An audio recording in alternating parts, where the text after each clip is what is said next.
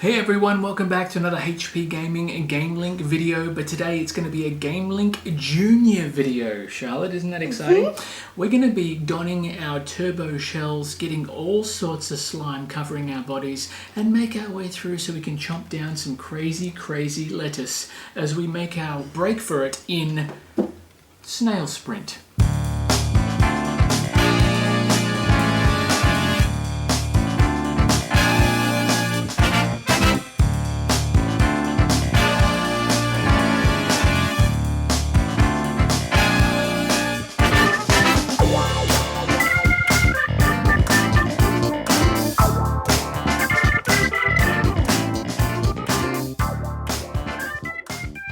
Hi everyone, welcome back to another HP Gaming GameLINK video. My name is Matt, and as always, this is my assistant, Charlotte.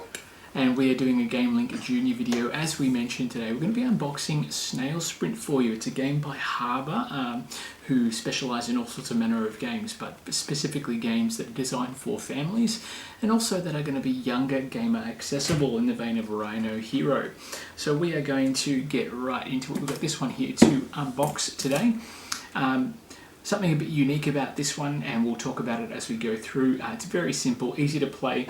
It's designed for people 5 to 99 years. So yes, you'll be able to play this one. And I'm pretty sure that you'll be able to involve your sister with this one as well. Yeah, snails sprinting. It sounds a bit odd, but you'll understand what we're talking about. About 15 minutes playtime, 2 to 4 players. We're going to pop it in the middle here, and we're going to crack this sucker open. Now this one has been delayed due to the pandemic and everything else that's been going on, but it's finally here and finally available. So those of you that pre-ordered it, it is now shipping. Those of you that have yet to order your copy or are thinking, wondering what you might get potentially for Christmas presents this year, something worth looking at here. I think there might be Dad, if there's if the board has flowers, and how if they want to move up, how would they I will explain. Charlotte's hit upon something very exciting, which we'll talk about in a moment. But first things first, plastic goes on the floor. On the floor. All right, we're going to open this one up. We'll get in close. Here we go. Now, one thing about this, I love tin games. They're really cool. It's something a bit different, something extra special about the tin for this one. Those astute of you would have already noticed what's on the box. We'll get to your question in a moment, Charlotte. Let's just take the lid off there. We'll pop that just to the side. Let's have a look at what's in the box. You've got the rules booklet here. Yeah, and I think it explains how it all works. You've got lots of different languages in the book as well. Something that Haba's known for. They print everything in one booklet in multiple languages, just because they can. I've seen those symbols on the Rhino Hero one. They are on the Rhino Hero box as well. Easy to read rules, very straightforward how to play. It's a simple game with a great little mechanic and a great little gimmick. And we'll show you all about that, of course. Then you've got the different language rules as well. We'll put that to the side. Charlotte's just keen to get into the boxes. There's 2 dice and there's orange, pink, purple. I think you'll find those are the different snails, Charlotte. Yeah. Can you open it? Yes, but I think we need your scissors. My scissors / knife. Okay, we'll do that. Always make sure we cut away from ourselves. Yeah. Okay. Let's open these ones here. This is in Rhino Hero as well. And that's just the advertisements for the other games. Okay, plastic goes on the floor. Yep, I'll get to that in a minute too. Alright, so what we've got here, before we get into it, hang on, what we've got here, we've got some dice. Yeah. Okay, these dice have different symbols on them rather than numbers, so it's colours and symbols. So this is one of the games that's promoting your motor functions based on space recognition, or shape recognition, I should say, and colour differentialization, if that makes sense. And then what have you got there? All the sluggies. All the sluggy snails. What colours have we got? Purple, yellow, blue, orange, pink, and green. Funnily enough, those are the same colours that are on this dice here. Interesting. I'll say my question when we get everything out of the box. Well, we'll get there. Because I think I know what the magnet is for and what the dice are for. Magnet? What do you mean magnet? Does that look like a magnet, does it? This is a magnet that we have something like this, but it's on one of our fridge. Plastic goes on the floor. That's right. And we'll get to that in a minute. Yep. Okay, so these are the player cards for the game.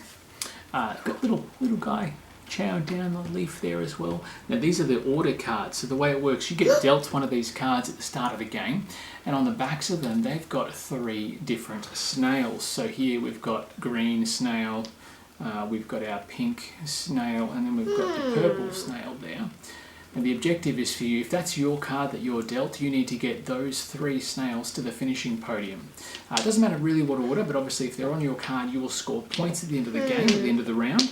And whoever has the most points wins. So you can see there's all sorts of different snails and different combinations of said snails. And you can see there's symbols on them as well.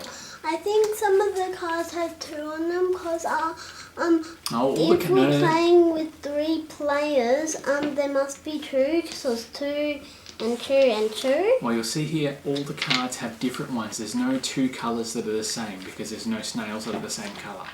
So you don't play, when you play this game, you get dealt a card. You don't choose a snail. So you don't have a snail that you're trying to get specifically home. You've got a set of 3 that you'll be looking to get over the finish line first. Now, in here, we have got some board pieces. Now, what we might do is try and see if we can get this all set up as well. Oh, more plastic. You know what that means? Yep. It's not a drum. I know. More plastic. On the floor. Pop that one back there. Yeah.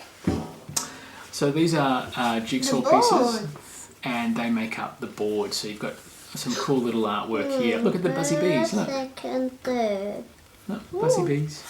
Yeah, butterflies, bees. And tomato plant. And then you've got little wormy. Look at that guy. He's cool. So you can change it up. I think you can change the board depending on the number of players, and also means alternating tracks as well. So the way the board works when it goes together, if I'm doing this correctly, let's see if we can put this together here.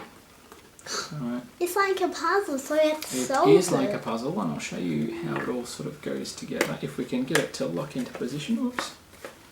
You nearly broke it. I didn't break it. It would help if I had it the right way up. Yeah. So the cool thing about this is when all the pieces whoa. are together, I think we have to put it up that way. Yeah. It looks like that. Like a really green sort of beard. Now, it seems like it's a small board, there's pieces missing. That's because there is. Because when the board is finished, hang on, when the board's finished, you have got one piece that needs to be in place, and that's not the piece that Charlotte has. It is this one here. Yeah, so and that was my question on the sides. So hang on, leave it like that. That's it. So the board actually sits like this, and the tin actually sits up like this. So this piece that Charlotte's got actually goes inside, and the snails will actually make their way from here all the way, if you can see that properly, all the way along, up and over the side of the tin, which is part of the game board, and then down this side, and back in here to the podium. So obviously once you get all the snails in there, you get points based on how it works. Yeah. So that is where these come in, Charlotte. Now these little 3M bits here are the snails, so they can stick on here. Correct, they're magnets. So let's try and pull these out here. Well, it's very tight, very snug in there. There we go. And look. Even more plastic on the floor. Yay, more plastic. It's all... Careful. Kick your plastic. Don't kick the plastic. I want to. So we have set things up a little differently for those of you that are more astute. Obviously we've got a different background behind us, and that's partly just because with everything that's going on, we've had to move things around. We've also got a brand new gaming table that's coming in, so we've had to set up for that as well. So what we're doing now, let's just move this out of the way to show you. We're setting up these little magnet pieces on the backs of the snails. You can keep going, go for it. You just have to make sure you stick them on properly, okay? Because we don't want to make it work. So all these components, a little bit of assembly required. You did 2 at once, good job.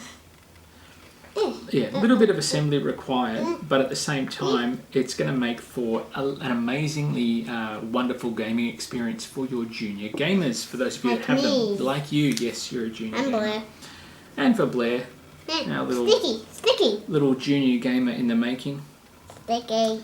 All right, so we've got these here. That's so 4. You did it. Good job. You got it on the bottom. Okay, so now. Click. Can I try So we're going this to one? fire up here on the yellow.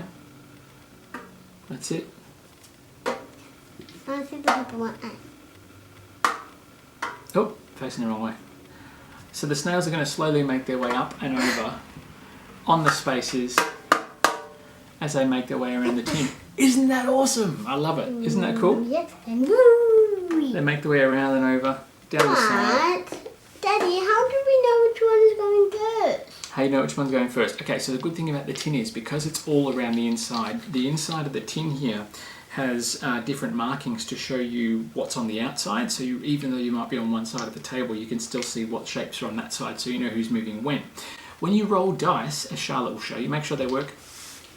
They work. Yeah, okay, so they work. So if I roll something like this, the green and the purple, I can choose to either move a snail to the next green symbol of that shape, or I could choose to move the green snail to the next symbol of the same shape. So you choose combinations of the dice to move. Okay, so if you move the purple one to the green space, so the purple one is here.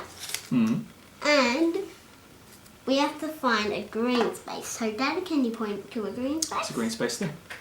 Yep, that's it. And you know what's really cool about this as well? There's another little rule that you have, and I'll put it here, I'll show you. There's another rule, whereas if you have the snails in the starting positions, let's just put them all over there for now. Don't worry about that, Charlotte, that's fine. Good job.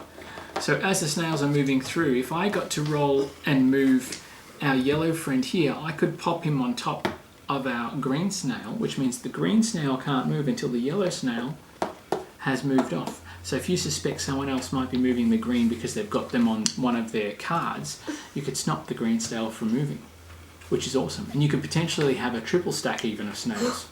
But then you have to wait for one, and then you have to wait for another one. Maybe, we'll see. The component quality is awesome. Big, thick, chunky pieces, easy for little hands to hold, not something they're going to choke on. The screen printing is a good quality. It looks like it's going to last, which is awesome. And the fact that the snails do have a little bit of character to them, which is awesome. They're smiling, they're very happy. It's all very family friendly. And the colour component is good too. There's no reds and greens for colour blindness, which is great. Look at that. Look at them. They're also happy. And I like the purple one because purple is my favourite. Purple is your favourite colour, that's right. And you know what? What's that? My second favourite colour. Maybe. And that's pretty much all there is to it. Yeah, not a whole lot of stuff in the game. However, the component quality is amazing, and the idea of using the tin as part of the game board is pretty amazing. So you can get the snails. Where are our snails? Here. We'll pop them up on here. As they move around the board, I think having the box as part of the game as well is pretty awesome. Ironically enough, the only other game that really does it really well is Monster Slaughter, which is really not suitable for kids. So this is pretty fantastic. What we're going to do, we're going to get a playthrough of this done down the track, because I think it's a good one for GameLINK Junior to showcase, and we might even see if you can lead that one. What do you reckon? Yeah, you want to lead that one? But look, we'll do that down the track. Again, thanks for watching, folks. If you want to get a copy of this, jump on the website hpgaming.com.au. If you want to know more about all the GameLINK Junior games, you could always find the GameLINK Junior playlist on our YouTube channel. And if you are one of our Patreons, we thank you for your support. You can jump on board, join our Patreon, get early access to videos, I should say, at patreon.com/hpgamingau. And then, of course, we've got our email address as well, orders@hpgaming.com.au if you have any questions for us. Otherwise, pop them in the comments below. If you've got questions for Charlotte too, by all means, ask away. She's obsessed with snails, so we're going to get into a bit of escargot action, so to speak, and play some snails. Yeah, we're all going to get stacked up and crazy. Once again, thanks for watching, folks, and we'll see you back at the table very soon. Bye for now. Bye for now.